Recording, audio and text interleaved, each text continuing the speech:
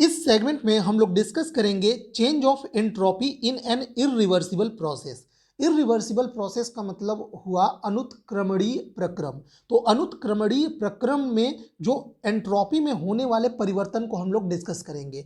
इसी टॉपिक से जुड़ा हुआ है principle of increase of entropy, जो इसी से निकल के आता है। तो अगर principle of increase of entropy पूछे तो भी आपको ये टॉपिक समझना होगा। पिछले टर्म पे हमने पढ़ा था change of entropy in reversible process. Reversible का मतलब हुआ उत्क्रमणीय प्रक्रम के लिए एंट्रोपी में होने वाला परिवर्तन हम लोग पढ़ चुके हैं, और आज इरिवर्सिबल यानी अनुत्क्रमणीय प्रक्रम के लिए होने वाले एंट्रोपी में चेंज क्या होगा, कितना होगा, वह आज हम लोग डिस्कस करने वाले हैं। तो चलिए शुरू करते हैं इस सेगमेंट को। Consider N irreversible process in which working substance absorbs an amount of heat Q1 at temperature T1 from the source and giving out heat Q2 at temperature T2 to the sink। इसमें भी Carnot cycle की ही बात की जा रही है, but process को irreversible माना गया है। जैसे ये कार्नोट साइकिल है, तो हम लोग क्या माने हैं कि कोई वर्किंग सब्सटेंस है जो कि सोर्स से हीट Q1 लेता है एट टेम्परेचर T1 पे, और सिंक को हीट Q2 रिजेक्ट करता है एट टेम्परेचर T2 पे। ठीक है, तो यही यहाँ पे बात की जा रही है। तो ऐसे में आप लोग कार्नोट साइकिल की थ्योरी में यह पढ़े हैं कि इफिशियंसी कैसे निकालते हैं। अच्छा, अब आप लोगों से यहाँ पे एक रिक्वेस्ट है कि कार्नोट साइकिल वाला वीडियो आप लोग जरूर देख लीजिएगा, ताकि ये टॉपिक अच्छे से समझ में आ जाए। अगर उतना समय नहीं है तो कम से कम जस्ट इसके पीछे जो मैंने टॉपिक पढ़ाया था, ये वाला जिसमें रिवर्सिबल प्रोसेस में एंट्रोपी चेंज पढ़ाए थे, कम से कम उसको देख लीजिए। उसमें भी हमने आप लोगों को ये समझाया था।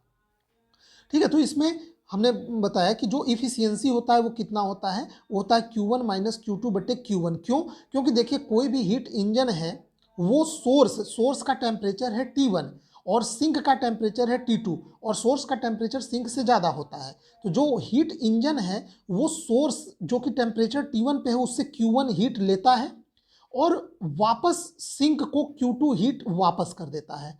तो कितना हीट उसने कार्य में कन्वर्ट किया, तो Q1 मान लीजिए 100 यूनिट हीट लिया और 20 यूनिट हीट उसने सिंक को वापस कर दिया Q2 बराबर। तो कार्य में कितना कन्वर्ट हुआ, Q1 माइनस Q2 यानी 100 माइनस 20, यानी ये जो 80 यूनिट का जो हीट है वो वर्क में कन्वर्ट हो गया। तो ऐसे में दक्षता कितनी हो गई, दक्षता इसकी हो जाएगी कि कितना उसने हीट वर्क में कन्वर्ट किया बटे उसने कितना हीट सोर्स से लिया था। तो 80 बटे 100 ये इसका इफिशियंसी हो जाएगा। तो यही यहाँ पे लिखा गया है कि efficiency is equal to Q1 minus Q2 बटे Q1।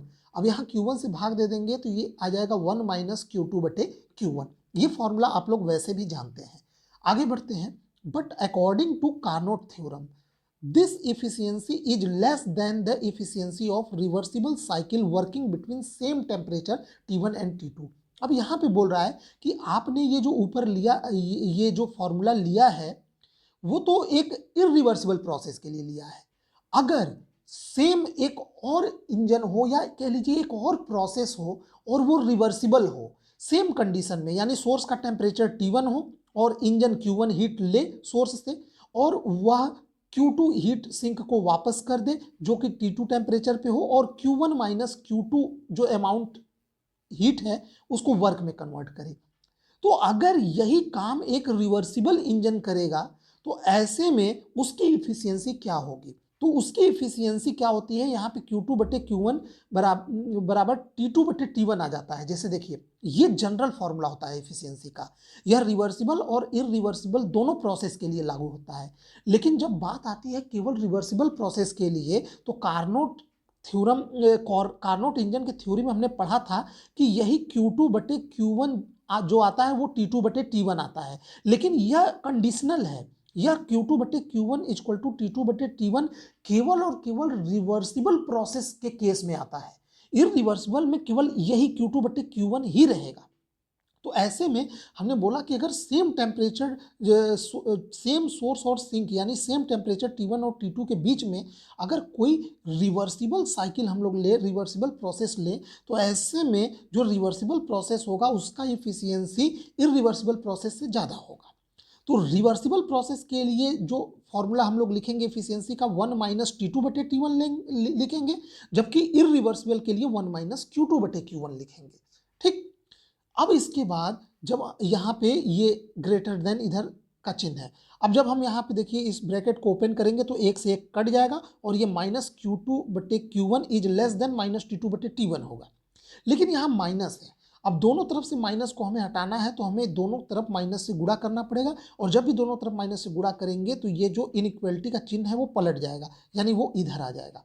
क्यों? अगर आपको प्रॉब्लम हो रही है समझने में तो जरा एक बात बताइए, एक तरफ है -500 और दूसरे तरफ है -10, जरा बताइए दोनों में कौन बड़ा है? तो आप बोलेंगे -10 बड़ा है, बिल्कुल सही जवाब। लेकिन अगर मैं माइनस हटा दूं, मैं केवल 500 ले लूं और 10 माइनस हटा दिया, तो अब कौन बड़ा हो जाएगा? 500 बड़ा हो जाएगा 10 से। तो यही काम यहाँ पे किए हैं, माइनस हटाएंगे तो ये इनइक्वलिटी वाला जो चिन्ह है वो पलट जाएगा।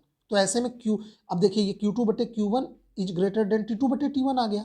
अब यहाँ पे आप क्या लिख सकते हैं, T2 को इसके बटे में लाइए और यहाँ पे T1 को ये ऊपर ले जाएंगे।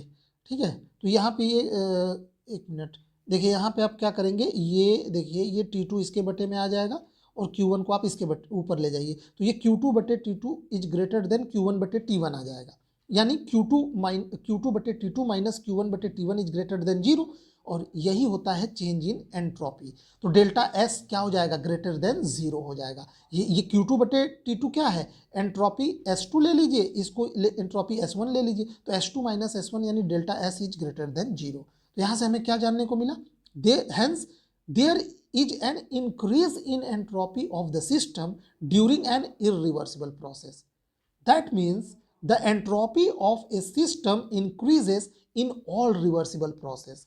This is known as principle of increase of entropy. जबकि पिछले टर्म पे हमने बताया था कि रिवर्सिबल प्रोसेस के लिए ये देखिए Q1 minus T1 minus Q2/T2 यानी S1 माइनस S2 या S2 माइनस S1 कितना आ रहा था? 0 आ रहा था, पर यहाँ ग्रेटर देन 0 आ रहा है इरिवर्सिबल में। तो याद रखेंगे, रिवर्सिबल प्रोसेस के लिए एंट्रोपी कांस्टेंट होता है, या कह लीजिए चेंज इन एंट्रोपी 0 होता है, जबकि इरिवर्सिबल प्रोसेस के लिए एंट्रोपी कांस्टेंट नहीं होता है, एंट्रोपी हमेशा इंक्रीज करता है या चेंज इन एंट्रोपी जो है वो ग्रेटर देन 0 आता है।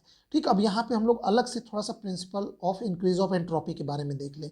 ये स्टेटमेंट क्या कहता है? The entropy of A system remains constant in reversible process but increases in all reversible process. In general, all processes are irreversible in nature, so the entropy of the system increases in each cycle, which is known as principle of increase of entropy. यह statement यह कहना चाहता है कि reversible process यानी उत्क्रमणीय प्रक्रम के लिए एंट्रोपी हमेशा कांस्टेंट होता है, लेकिन इरिवर्सिबल प्रोसेस यानी अनुत्क्रमणीय प्रक्रम के लिए एंट्रोपी हमेशा बढ़ता है। सामान्य तौर पर इस प्रकृति में जितनी भी घटनाएं होती हैं जो स्वतः स्पॉन्टेनियस होती हैं वो सभी इरिवर्सिबल होती हैं।